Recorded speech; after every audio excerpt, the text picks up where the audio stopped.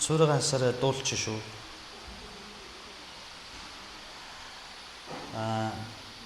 Синсээ яах вэ? Энэ амар шуум орж энэ да тий. Бичлэг рүү. Ингэдэ энийка наад нөгөө ногоон юм ингэж тийш тоош болж байна. За одоо би чив чимээгүй болъё. Тэгээд наад ногоон чи хөдөлж ийн хараад та. Хөдөлж ийн үү? Шуум орж ийн шүү. Багасгаж болохгүй тий. Энэ за юу одоос та унтраах уу яах вэ? Унтраагаад үзээрэй гэсэн харцаар отох гэж үү чаас чи. За тий шуугантай явчих аргагүй юм чи. Хон залгуур олдохгүй бах уу? За ингэ явчих. Яг миний охин битээ тас тэр чигтээ явчих. Нөө YouTube-ийн хүмүүс маань энэ шуугж ингэж стресстгүй шүү дээ. Энэ ялдч халуун болохоор сенсацсан байна гэд. За хэдүүлээ түрүү 7 хоногт Ерихо хотыг нураачаад Ай хотод ялагдсан тийм үү? Ерихо хэмээх тэр том хотоос 10 дахин жижигхэн хотод шившигтэйгээр ялагдсан түүхийг бид нар хамт үзсэн байна. Гутамшигтайгаар гэж байгаа тийм үү? Яагаад тэгэхээр юу гэж үзлээ? Хүний тооцооллоор бодцсон. Уул нь Ерихо хэмээх Айгаас 10 дахин том бүр супер гэмээр тийм цайцтай том хотыг нэг тусад цус урсахгүй, нэг хүний амь тасалдахгүй өөрсдийнхөө талаас тийм үү? Нэг ширхэг сэлэм эргүүлэхгүйгээр ялсан шалтгаан юу байсан бэ гэвэл Йошуа Тэнгэр элчийн өмнө очиод нүүрээр газар унаад эзэн минь яахыг зааж өгөөч гэж гуйсан байна. Ингэснээр Тэнгэр элч түүнд Бурхны хүн түүнд хэрхэн ялахыг зааж өгсөн.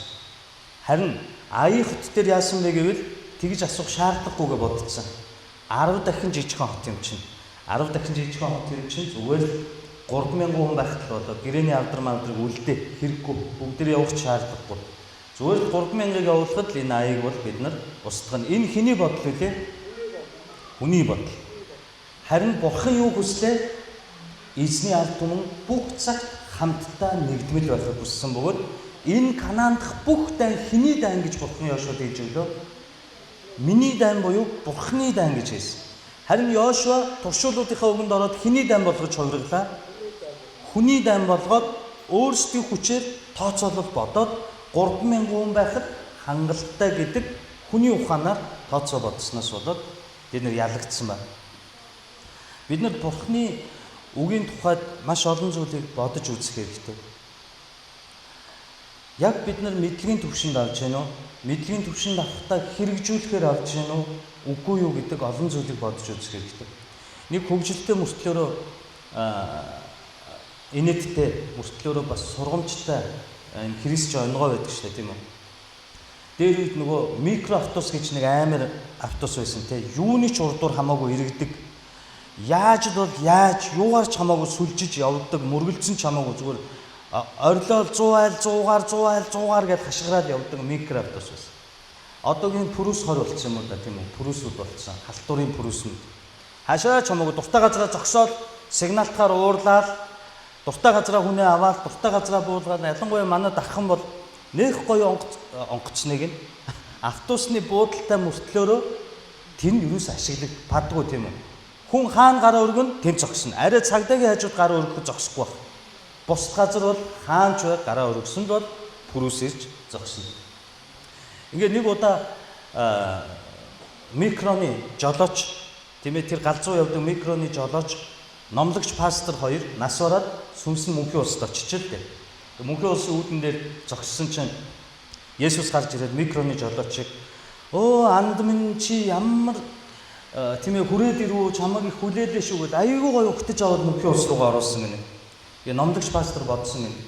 За нэгмүү микрийн жолоочийг Есүс ийм гоё дотн хүлээж авч байгаа юм чинь намайг бол бүр амар дотн хүлээж авандаа гэсэн чинь нөө пасторыг харсан сайн уу чи ирсэн үү? Ор гэсэн гинэ. Тэгээ гомдчих нөгөөдөг чи. Тэгээ асуусан гинэ. Есүс эзэн минь би таны төлөө нассаараа номлосон. Нассаараа таны сүмийн пастор хийсэн. Тэгэхэд та намайг зүгээр л толгой дохиод ор гэж оруулсан мөртлөө ерөөсөө таны талаар мэдгүй шахгүй энэ микрийн жолоочийг та ямар амар дотн хүлээж авбаа гэсэн чинь Есүсийн хэлсэн үг байдаг тийм. Энэ хүн микрэ барээ явж байхад Хүмүүс бурхан минь ээ гэж миний нэрийг дууддаг байсан. Харин чамайг номлож байгаад хүмүүс унддаг байсан. Ойлгож байна уу? Амар явдаг учраас хүмүүс өөрийнхөө бурхан минь бууяа эндээс чинь гэж явдаг байсан учраас миний нэрийг дууддаг, намайг дууддаг байсан. Харин чи миний тухай ярьж номлож байхад хүмүүс унддаг байсан. Эндээс бид нар бас бодож үзэх хэрэгтэй. Удирдагч хүн бидний дамжуулж байгаа үг нь бурхны үгийг шүүлтүүргүйгээр сэврээр нь, тунгалгаар нь, ариунаар нь яг бурхны хэлсэн утгаар нь хүмүүст өгч гэнэ үү?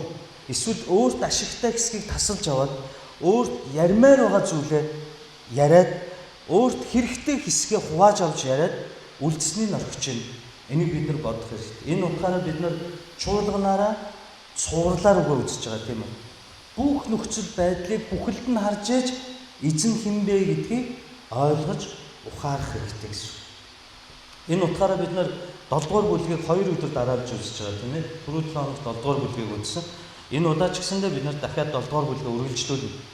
Эхний ээлжин бүгдээрээ 7 дугаар бүлгийн 8 дугаар зүйлийг мөн 13, 15 дугаар зүйлийг уншаад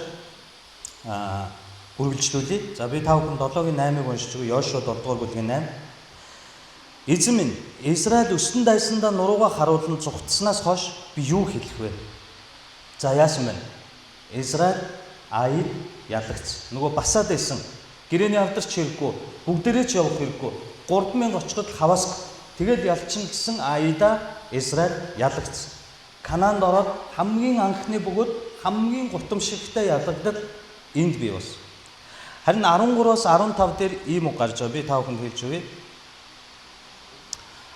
Бурхан Йошуа тандаад бос ард олныг ариусган тэдэнд маргаашийн төлөө өөрсдөө ариусгацгаа.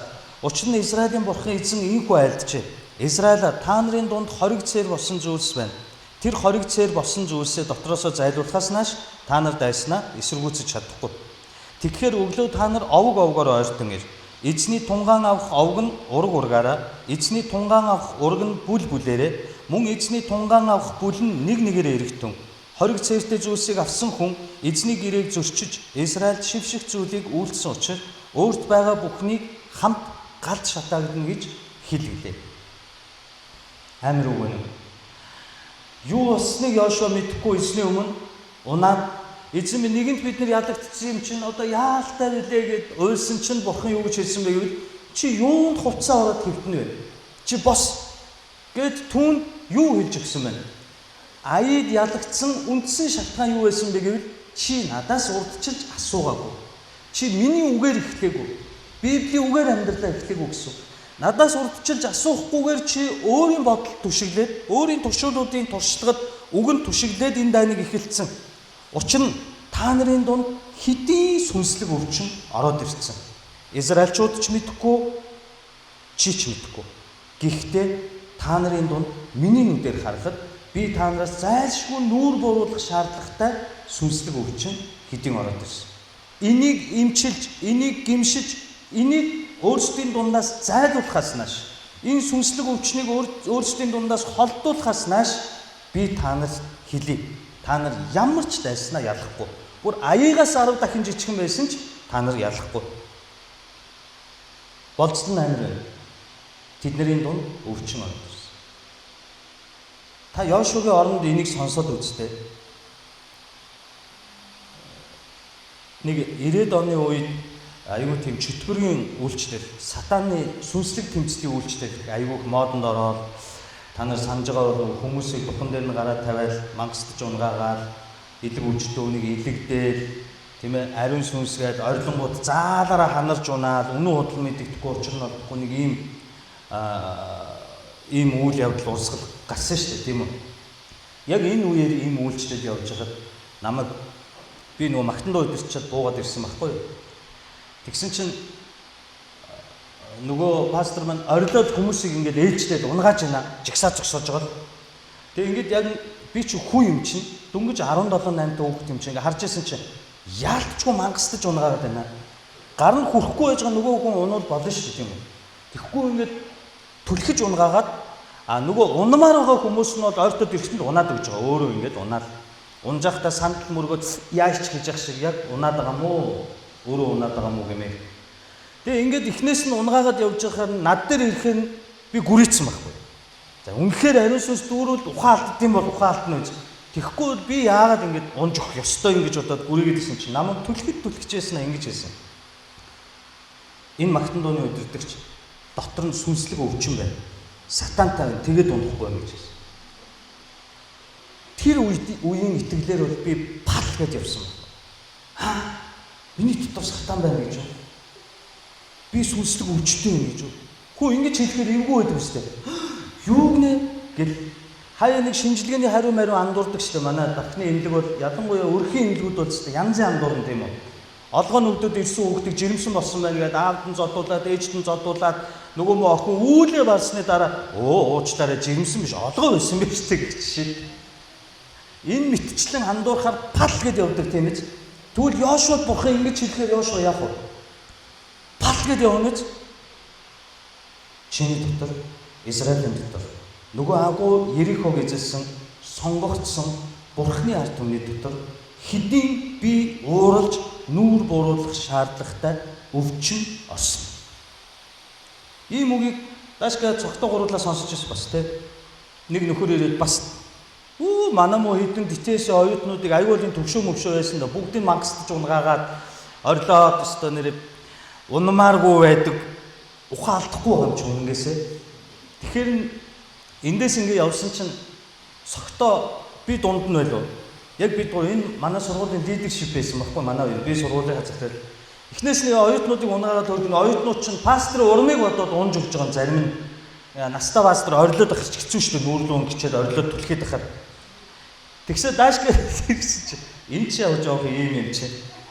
Гүрээгээд яг над шиг ингэ зогсчихгүй юу? Орилоод байдаг даашгаа тулаа зогсоод байдаг. Бараг энэ хоёр бүх өрөлдөд байна гэлтэй юм бол. Тэгээ бужигж жагаад даашгаа хаяад явахгүй юу? Угаасаа юм сахас самбатай амар царайтай байсан чи энэ яг л намайг хэлсэн шиг л хэлж байгаа. Дараа нь хэлсэн гэсэн те сатан байна, муу сон шүглсэн байна. Тэгээ унсангүй гэж хэлсэн. Яг тэгдэг байхгүй айгүй хэцүү. Тим мэдээ сонсох айгүй хэцүү. Надад сатан байна гэж бод. Гоё биш үстэй. Над дээр ирэхэд би яасан гэж өмнө нь би тэгээ хэлүүлсэн байхгүй юу? Бас даашгаа шиг гүрийгээд үтцсэн болохоор тэр их орон бодсон. Яах вэ гэж шууд эренгүүт нь сөхрөө залбирчээ гэд. Яг даашгаатай үзэл тарж байгаа яг над дээр ирэхэд би шууд сөгдөө залбираад сөхөрцөн байхгүй. Тэгээ сөхөрцөн үний чи яах ямар тэрэлтэй биш авахгүй байхгүй. Гэж намайг алгасаа яваад цогтой дээр очиж бас баган бүх барилж жагаад яваад дараа нь манай бэс лидер эднэр муу ирээс үнстэй гэж ярьсан байсан. Ийм үг сонсох хэцүү. Гэхдээ бид нар яг л орилдог хүмүүсийн тухайд биш бурхны тухайд бодож үзэх хэрэгтэй. Йошуагийн хувьд ямар их сэтгэлээр үүдснийг та бодох хэрэгтэй. Йошуа үхэн үхтлээ зүтгэхээр шийдвэр гаргаад арай ч үгж Мосегээс лидершип аваад арай ч үгж эзний гэрээний авдраар эзний үгийн дагуу тэр хүчрхэг аимшигтай хот Ерихог ялан дийлчихэд Ай хэмээх хотод ялагдаад яаснаа мэдэхгүй эргээд эзний өмнө ирсэн чинь эзэн та нарын дунд өвчин. Энэ нь хэр сериосны өвчин юм бэ гэвэл би та нараас нүүр бууруулж миний уур хилэн дүрлцэх хэмжээнд сүнслэг өвчин байна. Энийг эдгэхгүй бол та нар энэ газараас ямар ч хотыг ямар ч үндэстэн дахин эзэлж чадахгүй. Энэ бол сериосны асуудал. Энэ ямар асуудал гэдгийг та биднэрт 7-гийн 1 дээр спойлдод хэлээд өгсөн тийм үү? Ахаан хэмээх нэгэн эзний хорой цэртэй зүйлсээс аваад майхандаа нуучихсан байж. Мөн 15 дээр бид нар харах юм бол ийм үг байгаа. Израиль эзний гэрээг зөрчиж, тийм ээ хориг цэртэй зүйлсийг авсан тэр хүн эзний гэрээг зөрчиж Израилийг шившигт зүйлийг үйлдсэн. Израильд ямар зүйлийг үйлдсэн гэнэ үү? Шившигт. Энэ шившигт гэдэг үг бол еврей хэл дээрээ маш алдартай, Библиэлд маш олон удаа хэлэгддэг үг байхгүй. Би яг өчтөр нөгөө Библи судлалын оюутнуудаа бичиж өгсөн. Энэ дээр бичиж амжсангүй Небала гэдэг үг. Небала. Энэ юу гэсэн үг вэ гэвэл энэ шившигт зүйл гэдэг үгийг еврей хэл дээр унших юм бол Небала, Израиль Небала үйлдсэн. Энэ Небала гэдэг үгийн утга нь юу юм бэ гэвэл шившигт зүйлийг үйлдсэн гэхээс гадна Небала гэдэг нь үнэнч бус мунхаг гутамшиг зүйлийг үйлдсэн бөгөөд хамгийн өргөн хэрэглэгддэг хэсэг нь эмэгтэй хүн ир нөхрийнхөө араар тавин өөр эртээ завхаарсан үед Нибалла гэж ойлгож байна. Тэгэхээр Бурхан ямар ширүүн үг хэрэгэлсэн байна. Израиль Нибаллаг үлдсэн. Өөрөөр хэлбэл Израиль миний араар тавьсан. Намайг хуурам ихэлсэн. Өөр эртээ завхаарсан гэсэн утга агуулж байгаа ч Израиль шившигт зүйлийг үйлдсэн. Бурхан энэ зүйлийг маш тодорхой ойлгуулж хэлж байгаа. Бид нар Библиэс харах юм бол дараа нь Исая, Хосея, Еремия олон иш үзүүлэгч нар энэ Нибалла гэдэг үгийг Израилээр ашигладаг. Та нар Баалд мөргөж эзэн бурхандаа Нибалла үлдсэн. Та нар хуурамч шүтээнд хүндэтгэл өргөж Израиль өөрөө Нибалла хийсэн. Бурхныг араар нь тавьсан.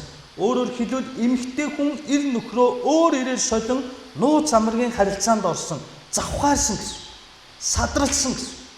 Ийм гүнзгий утгатай үгээр Бурхан Аханы энэ үйлдэлийг илэрхийлсэн. Хормын ёслол гэхээр бид нар найр наадам боддог тийм үү? За өсвөрийнх юм бол амттай идэж уух юм бодох бай, хоол унд бодож очих бай. За нэг цагаар нэг цад нь хорим болохоор нэг цад нь гэж. Харин яг үнэндээ хорим гэж хэлж байгаа энэ үг нь зугаа цэнгэл бус. Энэ үг нь хосуудын хооронд хийгддэг хамгийн амьдралын хамгийн том гэрээ баг. Гэрээ. Энэ гэрээ хоримд урагдсан зочиж, найрлж, цэнгэж, хоол идэх гэж биш. Энэ хүний амьдралдаа хийж байгаа хамгийн том гэрээг эхнэр нөхрийн энэ хамгийн асар хүчрхэг сүнслэг энэ гэрээг гівч болохын тулд өргөддөг байна. Тийм учраас хурим болгон дээр хурим ажиллагч нэг өгүүлбэрийг яг холбохынхоо өмнө асуудаг. Юу гэж асуудаг вүлээ? Энэ хуримыг эсэргүүцэж байгаа хүн байвал сүүлийн удаа асууя. Яг одоо хэл. Үгүй бол үүнээс цааш юу ч битээ дахид дугуул. Хүчингүй болно гэсэн. Тэгж асуухад хүн би эсэргүүцэж байна гэвэл бах гэд явчихна үстэй. Тэгнэж яг хурим төмөн үний нүдэнд би тийм юм хараагүй л дээ. Зарим зүгээр кино минон дээр нэг тийм романтик юм байл. Энийг сүүлийн удаа асуугаад тэр хоёрын гэрээг баталж өгөөд тэнд өргөцсөн бүх зочид тэр гэрээний гэрч болдог гэсэн. Энэ хоёр эзэн дотор, Бурхан дотор амьдрал дээр эхнэр нөхөр болон холбогдсон юм шиг. Энэ бол хуримын хамгийн том. Өөрөөр хэлбэл энэ гэрээг Бурхан Израильтай хийцэн байсан гэсэн. Энэ гэрээг Израильтай хийцэн байтал Аханы үйл явдлаас болоод Бурхан Израилийг юу гэж харсан гэвэл Нибалла буюу миний араар тавьж завхаарлаа. Сүнслэг завхралд орлоо гэж харсан учраас тэд нар дайсандаа ялагдсан байна. Ойлгож байна. Ойлгохгүй юм л да. 7-гийн 16-аас 23-ыг би тавхан уншиж өгье. Ингээд Йошуа өглөө эртлэн босож Израилийн овгуудаар нь авчирхад Юда овг тунав. Юдаан ургийг авчирсанд Зерахчуудын ураг тунав. Зерахчуудын ургийг хүн тусгурээр нь авчирсанд Забди тунан авагдав. Йошуа түүний гэрийнхнийг нэг нэгээр нь авчирхад Юда овгийн Зерагийн 30 Забдийн ач Кармийн хүү Ахан тунжээ. Йошуа Аханд "Хүмүн гуй, Израилийн Бурхан эзэнд алдрыг өргөн түүнд хүндэтгэл үзүүл. Тэгээд юу хийснээ одоо надад хэл. Надаас юу ч буунуу" гэлээ. Тэгэхэд нь Ахан Йошуад хариулсан нь "Үнэхээр би Израилийн Бурхан эзний эсрэг нүгэл үлдсэн. Миний хийсэн хэрэг гэвэл олзон дотор шинарын гоёмсог өмсгөл, 200 шикел мөнгө болон 50 шикел жинтэй алтан гурдмай байхыг би үзээд шунхаарч авсан. Үжиг түн тэдгээр зүйлс миний майхан дотор газарт булаастай байв. Бөгөөд доор нь мөнгө нь байгаа гэв. Йошуа элч нарыг явуулсанд тэд майхан руу гүн очвол үжиг түн тэдгээр зүйлс мөнгө нь доороо бүгд түүний майхан дотор газарт булаастай байв. Тэд майхан дотроос эдгээр зүйлийг авч Йошуа ба Израилийн бүх хөвгүүдэд авчираад эзний өмнө асгав. За үйл явдал өрнөсөн. Энэ дээрээс биднэрт хэд хэдэн асуулт гарах ёстой. Нэгдүгээрт нь яг одооноос сайн харах юм бол Ахан энэ Нибалла гэмэх энэ жигшүүрт хэргийг үйлдсэн сэдэл нь маш тодорхой. Анхааралтай сонстоо. Аханы үйлдсэн энэ сэдв нь яагаад Бурхан тэгж их эмзэглэсэн бэ гэвэл Эхлэл номны 3 дугаар бүлэг дээр Адам, Ева хэмээх анхны хүн төрлөختний Бурханы өмнө үйлдсэн гин нүгэлтэд яг ижил сэтгэлтэй. Бүх талаараа яг ижил гэсэн. Энэ утгаараа та бодоод үз. Адам Ева хоёр Бурхны өмнө үйлдсэн энэ гим нүгэлтэд яг ижил боловч мөн 21-р зүйл дээр үзээд шунхаарсан гэж хэлж байгаа. Ямар дээлийг хараад гинөө? Энэ дээлний тухай их олон таамаг байдаг. Яг тодорхой ийм дээл байсан гэж хэлэхгүй л дээ. Гэхдээ олон таамаг байдаг. Ингээд Зирадын хүү авчирсан чинь Аханыг авчираад асуудал юу гэж хэлсэн бэ гэвэл Шинарын гоёмсог өмсөглийг хараад 200 шикел мөнгөн алтан гулдмаануудыг хараад би үзээд яасан гэж байна. Шунхаарч авсан. Ойлгож байна. Харин Адам Ева хоёр тэр алимыг хараад үзээд ухаан тэлмээр амтлаг сайхан учраас мөн үзээд шунхаарч таслаж авсан. Тэгвэл Адам Ева хоёрын энэ гим нүглээс болоод энэ дэлхийн бүх хүн төрлөختөн та бид нар хизээч эзэн рүү ойртож болохооргүй гим нүгэлд унсан шиг Аханы энэ нүглээс болоод энэ зүгээр гэж. Аханы энэ гим нүглээс болоод Израиль дайсандаа ялагдж байгаа дүр төрхийг Бурхан харьцуулж байгаа. Үзээд шунхаас. Тэгвэл Адам Ева хоёрын амьдралд энэ гим нүгэл яаж орж ирсэн бэ? Хэрхэн орж ирсэн бэ? Тэр хоёрын амьдрал орж ирэхдээ Бурханы үгийг өөрчилсөн. Бурхан Эхлэл номны 3-ын 4 дээр цаг бага учраас би шууд хэлээд явчих. Эхлэл номны 3-ын 4 дээр та нар энэ жимсний хориотой жимсний модноос хориотой шүү тийм үү? Би хоригдсан жимсний модны жимснээс эзэн даруйда үхэн гэж маш тодорхой хэлсэн. Эзэн даруйда үхэн. Харин 3-ын 4 дээр 2:17 дээр эзэн даруйда үхэн гэж Бурхан хэлсэн бол 3-ын 4 дээр Сатан тэр хоёрт хэрхэн Бурханы энэ үгийг өөрчилсөн бэ гэвэл та нар идвэл үхэхгүй. Харин Бурхантай өөртөө адил ухаалаг сайн мууг ялгаж чадах чадвартай болно гэж өөрчилж өгсөн. Тэр модны жимсний талаар Бурхан яриагүйш ярьсан. Гэхдээ тэр үгийн үндсэн утгыг өөрчилсөн гэсэн. Утгын байх ёстой цэвэр Библийн үгийн мөн чанарыг Бурханы амнаас гарсан үгийн мөн чанарыг өөрчилчихлээр Адам Ева хоёрын амьдрал өөрсдийнхөө шунал тачаалыг даган Бурхантай ижил болох гэсэн бардамнал хэнцэр байдал гарч ирсэн гэсэн. Энэ утгаараа энэ Эдений бүх мод минийх байтал яагаад нэг ширхэг мод хүртэл минийх биш гэж бүгд минийх байх ёстой гэсэн Аханд төрсөн шунал тачаал. Тэр аль мөнгө үхмэл дэлхийн эд хөрөнгөнд шунсан тэр шунал Адам байсан шуналтай яг ижил бөгөөд жимсийг харж идэхийг шунхаарсан Адам Ева хоёрын зүрх сэтгэлийн гим нүгэлтэй тэр шунал нь Аханы тэр Шинарын гоёмсог дээлийг өмсөж 40 жил чөлөөр тэнсэн ард түмнийхээ дунд хинтж байхгүй хэний ч өмсөөгүй брэнд Gucci-гийн маш гоё брэнд хувцсаар гангахыг хүсэж байгаа тэр шунал тачаал. Бусдаас онцгойрохыг хүсэж байгаа энэ шунал тачаал хоорондоо яг ижил байна. Бид нар брэндэнд их дуртай болсон тийм үү? Манай том охин байж байгаа нэг брэнд ярьдаг. Би юусоо ойлгохгүй. Ийм авлаа да яа юу юм брэнд гэдэг. Та нар сая манай ерөнхий сайд ер нь бараг тэр брэндээс ч юм болоод нэг цүнхнээс болоод яваад өгч байгаа юм шүү зайлгүй. Хөл өртөө улсын ерөнхий сайд тэр брэндээс ч юм болоод явуулчихлаа шүү. Энийг бид нар бодож үзэх хэрэгтэй. Бурханы хувьд энэ нь үхмэл хөрөнгө байсан. Өөрөөр хэлбэл эзний үгийг өөрчил. Та нар энэ Христ итгэл донд гаж урсгалуудаас хамгийн төвөгтэй ядаргаатай гаж урсгал нь ямар урсгал байдгийг мэдэх үү? Библиэд итгэдэг гэж ярьдаг гаж урсгалууд. Библиэд итгэдэг гэж Библийг уншдаг гаж урсгалууд ёстой ядаргаатай. Ялгагдахгүй. Хэн бэ ялгагдахгүй. Марта Мария хоёр шиг итгэдэггүй нь мэддэхгүй. Тэгтээ Библи ярьдаг. Та нар өөр гаж урсгалуудыг хар.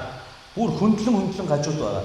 Шаманизм байна, буддистууд байна. Библиэд огт хамаагүй Библи худлаа гэж боддог. Эднэр бол устдас ялгагддаг шиг тэртээ дэргүй өөр шашин гэж бид нар ялгарчж байгаа юм. Ялгаж салахад амархан байгааз. Гэтэл тэр шинчонжиг хар. Тэр шин тэнгэр газар. Тэр мормон. Тэр ямар авралын ямар сайн мэдээ үлээ тэр нөгөө итгэгчнэрийн дунд ороод сүмээс хүн уруу татаж авч яваад байдаг. Тэр хүмүүс биднээс ялгардгүй. Яагаад гэвэл бид нар Библиэд итгэдэг гэдэг. Тэгсэн мөртлөөрөө моорныхоо бичсэн Библиэд итгэдэг. Тэгсэн мөртлөөрөө энэ Библи бас итгэдэг. Гэхдээ сайн ажиглуулт тэд нар ялгаа нь юу байдгүй гэвэл яаж гажилсан байдгүй гэвэл тэд нар Библийн үгийг тасдаж авдаг. Урд хойдох сэдвэр нь биш, бүхэлд нь биш. Өөрт ашигтайгаа тасдаж авдаг. Өөрт ашигтайгаа тасдаж аваад тэр өөрт ашигтай тасдаж авсан дээрээ нөгөө шашны удирдагчаа өргөмжилдэг. Ингээд нөгөө шашны удирдагчдаа Библийн үгийг Бурхны тухайд биш, тэр шашны удирдагчийн тухайд Библийн үгийг зориулж заагаад байтал нөгөө шашны удирдагч нь өөрөө Бурхан болчихно. Одоо тэр хотод бүхий өргөний ард талд байгаа аз жаргалтай гэр бүл гэдэг нэг байгууллага байна. Муунизм байна. Мууны шашин байна. Зүгээр уулан дээр явж исэн чи Есүстэй тааралдаад тэгээд Есүс миний дөө чи бол Бурхны хоёр дахь хүүхэд юм аа. Бурхан чи хичнээн авгаатай хичнээн хүүхэд юм. Тийм үү та миний ах байсан юм уу? Би Бурхны ууган хүн байгаамаа. Би загалмаа дээр цовдлогдоод тэгээд хүмүүсийн сүнсийг авцсан. Харин одоо махан би энэ чи аврахгүй бол би чадахгүй байна. Тэгээд би махан би яаж аврах юм бэ Есүсээ гэсэн чинь чи сүмийнхээ христчин гэр бүлүүдийн эхнэрүүдтэй унт. Тэгвэл эхнэрүүдийн чинь цус цэвэршин. Тэгээд тэр эхнэрүүдийн чинь нөхөр нь өөрийнхөө эхнэртэй унтахаар нөхрийнх нь цус цэвэршин. Тэгээд чи махан биеийг аварна. Тэгээ мөн Есүстэй уулзаад гэртээ ирээд эхнэрдээ хэлсэн. Та нар тэр номыг уншаарай. Бүр өөрөө ичихгүй бичсэн байна. Уулзаад хана Есүс уулан дээр би чи Бурхны хоёр дахь хүүхэд юм байна шүү дээ. Тэгээ Есүс сайн надад ийм юм зааж өглөө гэсэн эхнэр нь тийм үгүй зөвшөөрсөн. Калифорниос Сиэтлээс хид хідэн газраас Америкийн олон мужаас садар самаа сурчилсан гэд хөөгцсөн. Насаараа орж болохгүй болсон. Даалгаарсан. Тэгээ миний үеийн тэр мөний тэр аз жаргалтай гэр бүл ярьдаг пастор найзууд зүгээр энгийн үеийн залуучууд байдаг. Тэг ярихаар надад юу гэж тайлбар хэлдэг вэ? Явка чи бол гайгүй номлогч. Чи бол Библийг мэддэг. Гэхдээ чи итгэлээр бидний төгсөнд өсөөгүй болохоор чи ойлгохгүй гэдэг. Тэгээ би асуугаад байдаг. Чи нэрээ ихнэрээ тэрвэрээ тэр далтаа өгний өөрт хийсэн юм. Чи яаж чадчихна? Явка уучлаарай. Чи солонгос явж та нараа бүх ахлагч нар солонгос ихнэрээ дагуулж явж солонгос ёслол үлддэг гэсэн. Одоо тэр өвгөж өгчүүл яах юм гэсэн чинь тэр өвгнөөр цусаа хариусгасан тэргүй ахлагч нар нь оронд нь унтна гинэ.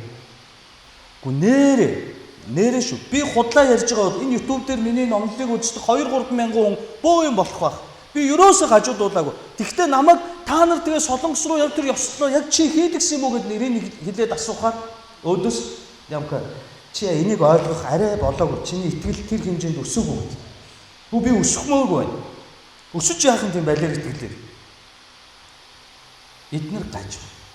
Эднэр бас Библиэд итгэдэг. Яагаад Библиэд итгэдэг гэж Есүс сүнсийг аварцсан юм чи.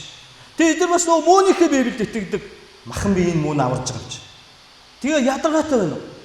Хамгийн аимшигтай гажууд чинь Библиэд итгэдэг гэж ярьдаг мөртлөөрөө Библийн үгийг өөрчилдөг байхгүй. Есүс бол авралт хүрэх цорын ганц зам, үнэн, ам, мөн гэтэл энэ дээр тэгтээ бас нэг жин байгаа тэр мөн гэх юм уу? Юу гэх юм? Ийм гажууд хэцүү. Гэхдээ бид нар гаж урсгалынхныг үзэн ядах нь бас бидний хувьд сорилтонд орно. Та нар сайн боддоо. Би нэг пост бичсэн байхгүй юу? Тэрнийг Шинчонжигийн эмэгтэй коронавигийн үеэр нэг настай эмэгтэй нууцаар гараад нөгөө Шинчонжиг солонгос нууцаар цуглаа хийсэн байл та.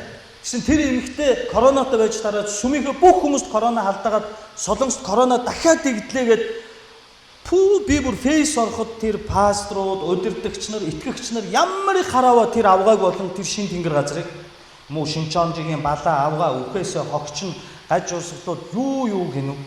Би бүр тисгээ байгаад 2-3 бүр хичнээн удаан тэгээд итгэгч нар өөрсдөө бүдрүүлээд өөрсдөө тэднийг хараагаад байгааг хараад би зүгээр энгийн пост оруулсан байхгүй. Та нар өөрсдөө бид нар хичээх хэрэгтэй. Энэ гаж урсгалууд чинь яг их булгийн их гэж байдаг шүү дээ. Булгийн их тийм үү? Доош булг урсж байна. Тэгвэл булгийн их нь хин? Бид нар байхгүй. Эдгээр чи бүгд биднээс гаралтай байхгүй. Мормонч вэ, Шинчонжич вэ бүгд их нь бид нар гэсэн. Яагаад их нь бид нар гэж? Бид Библиэс судлахгүй хаяад бид хүний үгэнд дагаж яваад Паулийн хэлсэн шиг энэ мундаг ярьж байгаа номлолын шуурганд дагаж хийсээ ямка шиг микрофон байж орилж хашгирдаг хүнийг мундаг гэж бодоод Бурхнаа мартаад Библийн үгийн жинхэнэ мөн чанарыг ойлгохгүйгээр зүгээр хүний тайлбарласнаар өөрөө чимээгүй цаг хийж Библийг уншдаг гэж судлахгүйгээр хүний ярьж байгаагаар итгэж явснаас болоод гажууддаг байна. Ингээд гажуудсан хүмүүс гаж урсгал болсон байхгүй. Тэгэхээр их нь хэн бэ? Бид нар байхгүй. Тэгэхээр бид нар тэднийг хараасанд орвол би Библийг судалж байгаа. Миний амьдрал Библийн үг яг шизээр алтмад тунгаагдсан утгаа алдахгүй чигээрээ хурж байгаа юу? Эсвэл яг энэ Бурхны үгийг сатан өөрчилсөн шиг, энэ могоо өөрчилсөн шиг чи үхэхгүй гэдэг Бурхан хэлсэн үү? Хэлсэн. Гэхдээ юусан? Сатан утгыг өөрчилсөн. Энэ дэлхий дээр та нар бодоорой. Та нар найз нөхдөдөө ар нуруу руугаа хутгалуулсан, хамгийн дотн хүндээ заллуулсан, хулигтуулсан хүнд хэцүү хүмүүс байгаа. Тэгвэл та бодоорой. Хамгийн аюултай худал ямар худал гэж? Үннийг гуйсан худал хамгийн аюултай. Үннийг гуйсан. Ямар утгаар гэж? Нямка алуурчин гэвэл та нар итгэхгүй. Наа чи өчигдрөөрөө богоон багзаал дээр очиод 8 хүн хутгалаа алдсан байлээ. Нэг нь бүр 17 хутгалаа алдсан байлээ гэвэл та нар итгэхгүй. Энийг л өнгөрөө. Энэ бол угаасаа ортос худлаа гэж. Харин өчигдөр би Нямкавастрыг ганц хоёр пасторуудтай Диди клубээс шөнийн 2 цагт баахан хүүхнүүдтэй халамжуу гарч ирэхийг хараа. Юм бодох. Тэгээ каракуруу орнолээ. Сүвийнхэнтэйгээ юм бодож байна. Тэгтэл үнэндээ би 2 цагт тэнд юу хийж явсан гэвэл Нянгагийн захиалсан дайвар ирээд миний хайр амарчээ би аваад ирээгээд очоод нөгөө 2 цагт ирсэн такси Дидигийн өмнө гэрэлтэй газар зогссон утасны тухай шалгаад машинаа онгоолгоод дайварын нөгөөд аваад гэртээ би орсон байна. Би Диди орсон уу? 2 цагт шүн Дидигийн урж очсон уу? Очсон. Гэхдээ энэ үннийг яаж гуйсан бэ? Үнийн худал дундаас олон худал дундаас хамгийн аюултай утгын гуйсан үнэн хамгийн аюултай. Энэ бол хамгийн аимшигтай худал байхгүй. Хамгийн аимшигтай худал. Ийм худал үг нь өртөөд явж байгаа хүнийг харахад би өөрөө ихгүй өрөвддөг. Ямар хэцүү вэ? Тэ? Тайлбарлах гэхээр нэг их юм тайлбарлах болдог. Тайлбарлахаар тайлбар тавьж байна. Тайлбарлах болохоор юм ярихгүй нүний юм байна. Байж суух газаргүй бол энэ юу хэлж байна? Библийн үгийн утгыг гажуудуулах бол хамгийн аюултай зүйл. Яг ингэж утгыг гажуудуулснаас болж Израиль дайсандаа нуруугаа харуулж байгаа төр төрхийг бид нар харж байна. 21-с 24 хүртэл тэднийг зүгээр шууд Бурхан Йошуа сонс Израильд миний хориг цээртэй зүйл төрсөн энэ байна. Наад ахаан чинь гэж заагаад өгчөж болно доо. Яагаад заавал 12 овгийг цуглуулад 2 сая хүнийг бүгдийг цуглуулад эзний өргөний өмнө. Тэндээс Юда овгийг аваад Юдагаас Захри, Сабди ингэж явсаар байгаад ахаан дээр очиж байгаа юм. Зүгээр заагаад өгчих тийм чадал мэрэгүү ухаан Бурхан байхгүй болоод тэгсэн юм болов. Энэ нөгөө Йошуагийн хийсэн алдааг ойлгуулж өгч байгаа. Чи 3000-ыг биш бүгд явах байсан. Ойлгож байна. Чи хүний бодлоор биш, миний ард түмэн нэгдмэл хамт байх ёстой байсан. Тийм учраас ганцхан ахааныг би чамд хэлээд өгчвөл чи ганцхан ахааны гэрт нь очиод ахааны майхнаас гаргаад ахааныг авчиад шийтгэх чинь ард түмэн юу ч мэдэхгүй. Тийм учраас бүх ард түмэнд ил тодоор 12 овг аймаг буюу 2 сая хүнийг харуулж агаад та нар төсөөл Юда овг бүрээ дурлаа. 11 овг аймаг за одоо Юда тамаатай бүгдээ хайрч унтыгээд хаяад явах уу? Юу болохоо тэгээд үлдсэн 11 хүлээн. Юда овгоос Сабди, Захри гэд сонгоод явах үр тэр бүх хүмүүс харж агаад дундаас нь ахаан сонгогдох үе тэр хүмүүс юу ойлгохгүй гэвэл бид нар өөрсдийн ойлголтод түшгэлж болохгүй байсан юм байна. Бид нар Бурхны үгээр үйлчлэх ёстой байсан. Хамгийн харамсалтай нь Ай хотын энэ гутамшигт ялагдлын өмнө элчнэр ирээд Йошуад дэндүү жижигхэн хот байна 3000 хүнд явуулчих. Илүү хүм хэрэггүй гэхэд Йошуа байж. За та нар тагнуул туршуулууд та нар 3000 гэж байна. Би эхлээд эзнээс асууя гэсэн бол тэгээд нөгөө анх эзний жанжны өмнө нүрээрээ ундаг шиг Йошуа эзний өмнө очиод эзэн минь Ай жижигхэн хот гинэ. Туршуулууд 3000 хүн явуулахад болно гинэ. Гэхдээ яах ёстойг та хэлж өгөөч. Таны үгээр хий гэсэн бол Бурхан юу хэлж өгөх ёстой байсан? Ахааны тухайд Израиль шившигт орж ялагдах тухайд анхааруулад одоо чи 3000 хүнтэй дайруул Аяыг хизээч ялахгүй. Яагаад гэвэл би нүүр бууруулсан. Эхлээд сүнслэг өвчнөө Израилийн дундаас зайлуул. Ахааны энэ хомхоо байдлыг өөрчил Үүний дараа чи явах болно гэсэн бол хайрын залуучуудын амь нас тэнд үргэлдэхгүйгээр яах байсан? Эхлээд дайн хийхээс өмнө 3000 явуулахаас өмнө Аханы тухай учрыг олцоод сүнслэг өвчнөө дундаасаа зайлуулчаад тэгээд гэрээний авдраа аваад явсан бол АИФ-ийг 20% эзлэх байсан. За үүнийг бид бодсон. Та бид нар өнөөдөр яаж амьдарч байна? Та бид нар өнөөдөр өдрийг үгээр эхэлж байна. Өдөржингөө туушиндж байна уу? Тэгчээ та нар бид нар яадаг гэж эзний үгээр эхэлж үгээр дуусгадаггүй. Үйлчлэлээч тэр номлолооч тэр бүх газарт эзнээ надад үгээ өгөөч гэж гуйдаггүй эхэлж явчаад бүх юм бүтлгүүтээд бүх юм дуусаад ажил төрөл нь бүтлгүүтээд хоосроод юучгүй болоод ирэхээр эргэж ирээд юу гэж хэлдэг вэ? Эзэн минь та намайг мартсан байна. Намайг та хараач. Өглөө хатлаа. Эзэн минь та юунд намайг мартна вэ? Бид нар үгээр хэлсэн. Би өнөө өглөө та нараас хэдэн хүн чимээгүй цаг хийсэн гэж асуухгүй. Онгой болох баг. Аза магтан дуу удирдахдаа гитараа хөглчөөд магтан дуугаа удирдах уу? Магтан дуугаа удирдаад хөггүй гитараа бужигнуулж хайчаад дуусаад нэг сайхан хөгөл тавьчаад буугаад явах уу? Эхлээд яах вэ? Хөглөн. Яг үн шиг бид нар тэр өдрийн амьдралаа эхлэхдээ ямар нэгэн том үйлчлэл хашаач бай, байшинч бай, юу ч бай тэр амьдралаа эхлээд чимээгүй цагаар өглөө эртлэн босоод эзний үгээр эзэн минь би өнөөдөр яаж амьдрах вэ? Эзэн минь надад зааж өгөөч. Таны нүдэнд тааламжгүй юу байна гэж сүнсээ хөглөөд тэр хөглөгдсөн Бурхны үгээр тослогдсон сүнсээрээ өдөржингөө уянгалаг сайн мэдээний ариун сүнсний хөгжмийг тоглоод орой орж ирээд алдсан бол гимшээд талархаад унтах ёстой биш юм.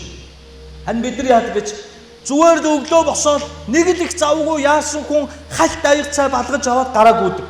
Өдөржингөө хөггүй хөгжмөөр хэрэлдэж, уралдаж, уйлалцаж, ховжив ярьж, хулгай зэдгий, луувар байж болох мөнгө төгрөг энэ дэлхийн хэрэгтэй хэрэггүй өхмөл хөрөнгөнд шунхаарч явж ирчээд оройн эзэн минь юу та намайг ингэв намайг та яагаад хамгаалдаг юм бэ? Яагаад миний амьдрал бүтлгүүтч вэ гэж гоншгондог. Асуудал нь юу? Та үгээр эхлэв. Энийг Бурхан Йошуад болон бидэнд зааж өгч байна. Та нар үгээр эхэлж.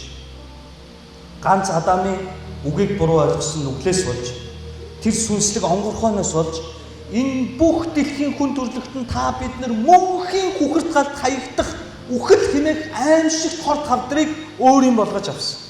Ганцхан үний алдаа. Яг үүш Аханы энэ алдаа энэ асуудал байсан. Бүтэн дэлхийн хүн төрлөختөнд төдийгүй бүх бүтээлүүд буцагдсан. Адамын энэ алдаа. Адам гимэлсэн. Ахан адилхан гимэлсэн. Харин Есүс эзэн яг адилхан соригдсон. Адам, Ахан, Есүс гурав яг ижил сатан сорьсон. Адам ядагдсан, Ахан ядагдсан. Харин Есүс ялсан. Бүгдээрээ харьцуулж бодож үзье.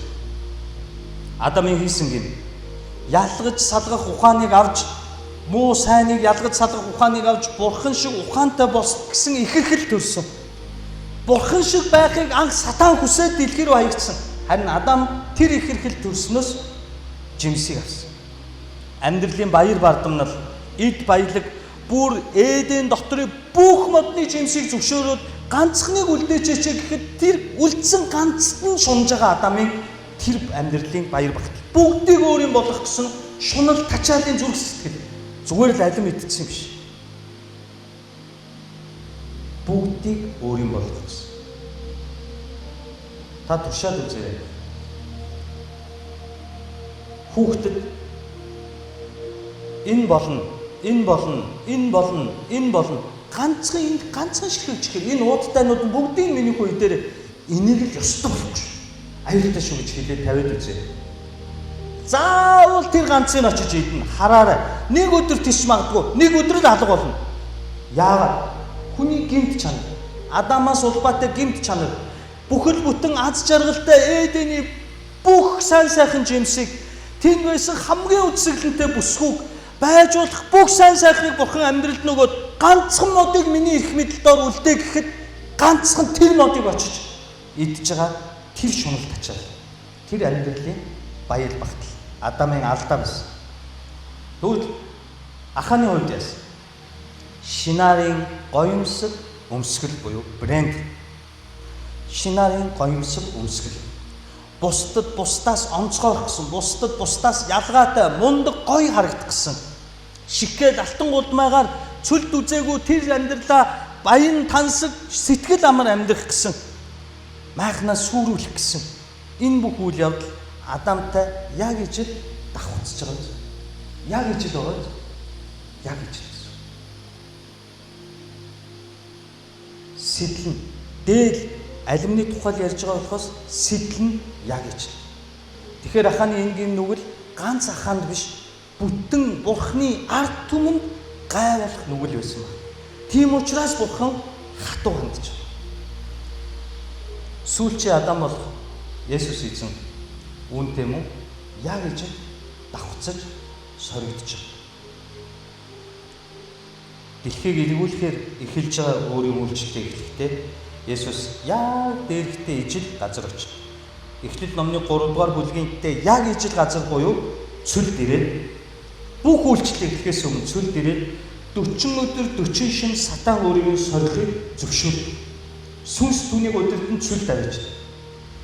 Ингээд сатан яг өмнөх ижил 3-таагаа ижлээд Есүсийг сорж.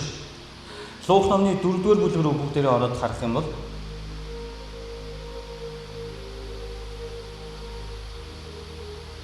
4-3 дээр сатан ирээд Есүс "Диавол түүнд чи Бурхны хүн мөн аваас энэ чулууг талах бол" гэж тушааив. Есүс "Хүн зөвхөн талахаар амьдрдаггүй гэж бичигдсэн байдаг" гэлээ. Бичигдсэн гэж байна. Бичигдсэн байдаг. Бичигдэн гэдэг чи юуны тухай яриад байгаа Есүс? Библийн тухай яриад байгаа байхгүй, Бурхны үгийн тухай яриад байгаа. Тэгэхээр Есүс Библийг уншдаг байна уу? Уншдаг. Та биднес шиг залхуу биш. Есүс эзэн өөрөө Бурхан атлаа Библийг уншдаг. Тиймээс хүн зөвхөн талахаар амьдрдаггүй гэж Бурхан Тэнгэрээс онгод тэнгэрээрээ миний чихэнд шивэндэ гэсэн үү? Бичигдсэн байдаг. Би уншсан. Би энэ үгэнд итгэдэг гэдгээ илэрхийлж. Чулуу талах бол. Тэгвэл ахааны хувьд юу вэ? Гоёмсог дээл Христэд өлсөх үед нь талах санд болгосон шиг, Адамд гоё харагдахаар, татагдахаар тэр жимсийг ятхан идүүлсэн шиг ахааны хувьд гоё харагдаж бусдаас онцгойрох тэр шинээлийн дээлийг үзүүлсэн. Харин энэ аргаараа өлсөж туйлдсан Есүсийг чулууг талхуулах гэхэд Есүс үгээр ялсан. Адам ч үгээр ялаагүй, тэр итгээгүй, Бурхны үгэнд итгээгүй дуулууртай байгаагүй. Ахаанч Бурхны үгэнд итгээгүй дуулууртай байгаагүй. 40 жил өгсөн маннаг нь голсон, 40 жил өгсөн усыг голсон, Бурханаас ирсэн бүгдийг болоод өөрийн шунал тачаалдах хот, өөрийнх нь амьдралыг сүйтгэж болох тэр мөнгө санхүү, дэлхийн үхмэл хөрөнгө, албан тушаал, ажил төрөл, карьераа эзнээс дээгүүр тавьсан учраас ахаанч муу ялагдсан. Харин Есүс эзний үгээр ялч. Тэгвэл хоёр дахь нь юугаар адилхан гэж? Хоёр дахь нь 5-аас 8 дээр гарч байгаа. Дараа нь тэр түүнийг дээш аваачаад хоромхон зур ертөнцийн бүх хаанчлыг үзүүлв. Тэгээд Диавол түүнд "Энэ бүх эзэмшил болон эдгээрийн сүр хүчийг би чамд өгье. Учир нь энэ бүгд надад өгөгдсөн юм. Би хүсвэл хүнд ч үүнийг өгч чадна. Тиймээс чи надад мөргөөс энэ бүгд чинийх болно" гэхэд Есүс түүнд "Бурхан эзэндээ чи мөргөж зөвхөн түүнд үйлчил" гэж бичигдсэн байдаг. Бүх дэлхий шүү дээ. Сатаны санал болгож байгаа нь бүх дэлхийг чамд өгч. Бүх дэлхий. Гоо сайхан, эд баялаг, нэр төр, албан тушаал, алдар карьер, энэ дэлхийн бүх хаад ерөнхийлөгчүүдийг би чиний боол болгоё. Ганцхан чи надад мөргөж. Үнэхээр чи Бурхан юм. Ингэж сольж байгаа. Тэгвэл Адам яг үүн дээр бүдэрсэн. Адамыг өгсөн бэ гэвэл чи энэ модны жимсийг нэгийг ч үлдээдгүй өөрийн болгочвол энэ Эден бүх дэлхий чинийх болно. Бурханыг их юу ч байхгүй бүгд чинийх болохоос гадна чи мөн Бурхантай ижил ялгаж салгадаг ухаантай болох учраас гэсэн. Адам юу хүссэн? Эденийг бүгдийг өөрийн болгохыг хүсгээс гадна Бурхантай ижил болохыг хүссэн. Харин Есүс юу хүссэн? Бурханы үгийг хүссэн. Юу гэсэн гинөө? Бурхан эзэндээ чи мөрөв зөвхөн түүнд үйлчил гэж юу гэж юм? Бичигдсэн байдаг. Бурханы үг дахиад Библийг сануулж байна. Тэгвэл Адам ингэж алдсан юм бол Ахаа юугаараа ижлэх юм?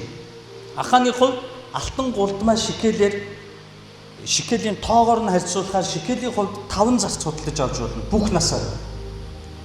Шикелтэйг нийлүүл жоохон яриад 7 зарц худалдаж авч болно. Та бодоод үз. 13 зарцтай хүн 13 зарц. Энэ зарц чинь зүгээр гэр цэвэрлэхгүй. Нэг нь хоол хийг, нэг нь миний гэрийг цэвэрлэг, нэг нь миний хашааг цэвэрлэг. Үлдсэн 10 нь тэр барилга дээр ажил, энэ барилга дээр ажил, тэр алтны уурхай дээр ажил. Бүх цалин минийх. Ашигтай байна. Гоё юу өстэй. Түүний хийсэн үйлдэл нь мөн яг ижил эзгэнх гэсэн бардамнал амьдрал сайх гэсэн дүр төрх байсан. Ахаан ч мөн алдсан. Харин Есүс эзэн юугаар ялсан гинөө? Үгээр. Нэгтгэд нь юугаар ялсан? 3000 цэргээр үү, хүчээр үү, хүний ухаанаар тэнгэр элчнэрийг дуудаад уу? Үгээр. Хоёулан дээр нь үгээр ялж байгаа ч хамгийн сүүлд 3 дахь нь 9:13. Тэр түүнийг Иерусалимд авчиж сүмийн орой дээр зогсоогоод түүнд чи Бурхны хүн муу юм бол эндээс доош үсэг. Тэрээр тэнгэр элч нартай чамайг хамгаалах талаар тушаана. Чамайг хөлөө чулуун цогчихгүй гэсэндээ тэр гар дээрээ чамайг өргөн явна гэж бичигдсэн байдаг шүү дээ. Одоо сатан хариу юугаар довтолж байна? Адамд хэлсэн Бурхны үгийг үннийг өөрчилснөөр, мөн чанарыг өөрчилснөөр унгаасан. Ахааны итгэлийг өөрчилснөөр унгаасан. Одоо Есүсийг яаж вэ? Бурхан юм үнэхээр ингэж хэлсэн үү? Тэнгэр элч нар гартаа түүнийг хамгаална гэж хэлсэн үү? Түүний хөлийн чулуун цогчихгүй гэсэндээ түүнийг чамайг би өөрийн гар дээр өргөн явна гэж Бурхан хэлсэн үү? Есүсийн тухай Исаягаар зөвнөхдөө яг ингэж хэлсэн. Гэхдээ утгын сатан юу гэж өөрчилж байна? Өөртөө ашигтайгаар өөрчилж байна. Гаж урсгалууч. Харин Есүс юу гэсэн гэнэ? Бичигдсэн байдаг шүү дээ. Яг гэвэл Есүс бичигдсэн гэдгээр хаа сатан одоо тэгвэл бичигдсэн чи Бурхны үгэнд итгэдэг юм бол би тэр Бурхны үгийг чи хэлье. Сатан бас Библийг уншдаг байна уу? Мэддэг байна уу? Та биднээс дээр угаасан. Харин Есүс юу гэсэн бэ? Бурхан эзнээ бүү сор гэж бас айлдсан байдаг шүү дээ. Чиний хэлж байгаа үнэн. Гэхдээ тэр үгийг би үнэн үү худлаа юу гэж сорихгүй. Яг гэвэл би бас үгийг мэднэ. Энэ үед сатан ингэж бод. Яавал хамаг сорилтоо бараад тохиромжтой цаг иртэл түүнийг орхин одлоо. Тохиромжтой цаг гэж юуны тухай ярьж байна? Загалмайд цовдлогч. Харин загалмайд тэрээр цовдлж чадсан уу? Чадсан уу? Цовдлж чадсан уу Есүсийг? Чадсан. Гэхдээ тэрний хүссэн үр дүн гарсан уу? Дараа. Мөн үгийн дагуу Есүс эзэн 3 хоногийн дараа дахин амьдсан. Юуны дагуу гэнэ? Үгийн дагуу. Чулууг талхуулах гэхэд Есүс эзэн юугаар эсэргүүцсэн байна? Аава тэнгэр элч нараа илгээгээд энэ муу сатаныг зайлуулаад гэвэл тийм ирхэн байсан уу? Есүс эзэн галт морин тэргүүд дуудвал сатаныг юу ч үгүй хийх тэнгэр элч нар галт морин тэргүүд дуудах ирхэн байсан уу? Бүр Есүс эзэн өөрөө ч сатан чи зайл гэвэл хөөж явуулах ирхэн байсан. Харин Есүс таныг, намайг, биднийг ойлгооч гэж гуйж байгаа. Үйлдэлээр үүсээр юу ойлгооч гэж гуйж байгаа юм бэ? Би чам шиг сул дорой махан бие чинь өмсөж ирээд би Адамын сул дорой махан бие шиг, Ахааны сул дорой махан бие шиг, мөн Ямка чиний сул дорой махан бие шиг чам шиг сул дорой хүний махан биеийг өмсөж ирээд 100% чиний биеэр би эсэргүүцэхтэй үгээр эсэргүүцэж ялсан юм. Тэгвэл өнөөдөр та нар юугаар ялан гэвэл хүчээр, ухаанаар, мэдлэгээр, сайхан сэтгэлээр, мөнгө төгрөгөөр биш. Та нар Есүсийн Библийн үгээр, Христ эзний үгээр, Бурхны үгээр ялж чадна. Яагаад гэвэл би яг чам шиг махан биеийг өмсөж ирээд, яг чам шиг шунал тачаалтай, яг чам шиг мөнгө төгрөгөнд дуртай, яг чам шиг нэр алдарт дуртай, яг чам шиг өөрөөрөө сайхуулах дуртай, яг чам шиг хүнээс магтаан сонсох дуртай, яг наад зүрхсэтгэлтэй увайгүй дорой, яг Ямка чиний шиг махан биеийг би өмсөж ирээд бүгдийг юугаар ялсан гэвэл Бурхны үгээр ялсан. Тиймээс чи зөв байж ялмаар байвал үгийн маань уншаад адаач. Үгийн маань судлаад адаач. Үгийн дагуу дуулууртай амьдраад адаач гэж Есүс эзэн харуулахын тулд энэ бүх сорилтыг, 3 сорилтыг гурвангийн үгээр ялан дийлээд 4 дахь удаад нь мөн үг биелэгдэн дахин амьдсан. Энэ бол Ахааны хийсэн нүглийн хорт уршиг нь ямар аюултай байсныг харуулж байна. Ойлгож байна.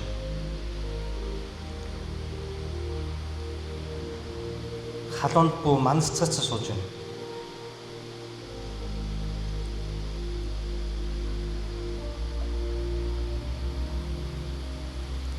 Нэг юм ярихгүйгээр дуусгах гэсэн чи ерөөсөө болохгүй юм шиг байна. Унтмаар байгаа юм байвал унтч. Би ярих юмаа үүргээ гүйцэтгэж боо.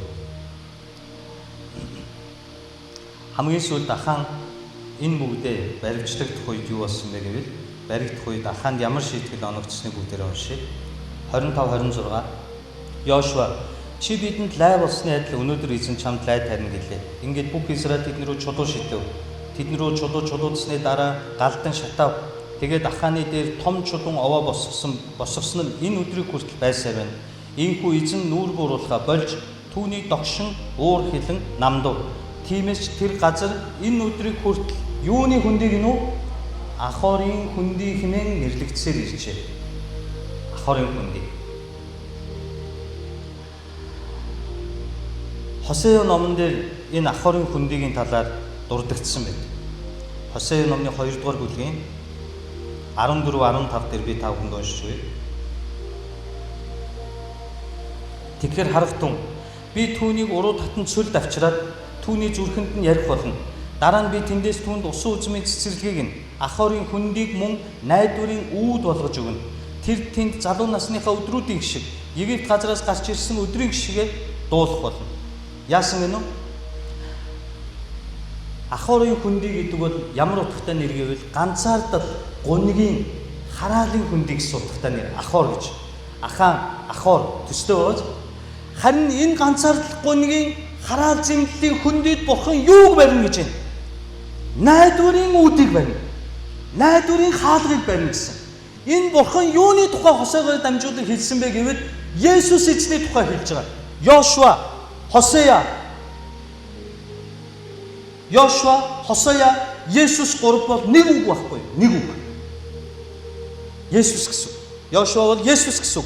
Хосея бол Есүс гэсэн. Есүс ч юм уу Есүс гэсэн.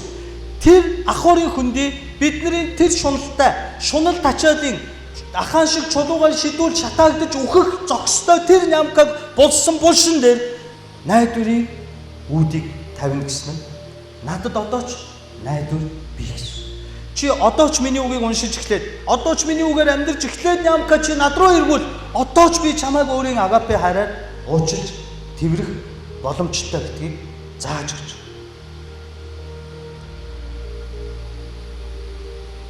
Найдварын үүд гэдгийг мөн еврей хэлэнд юу гэж хэлдэг юм бэ? Тиква.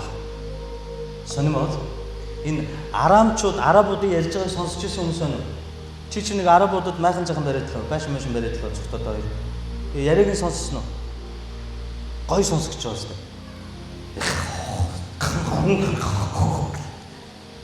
Тэгтээ айгүй сонсголонтой, айгүй гоё.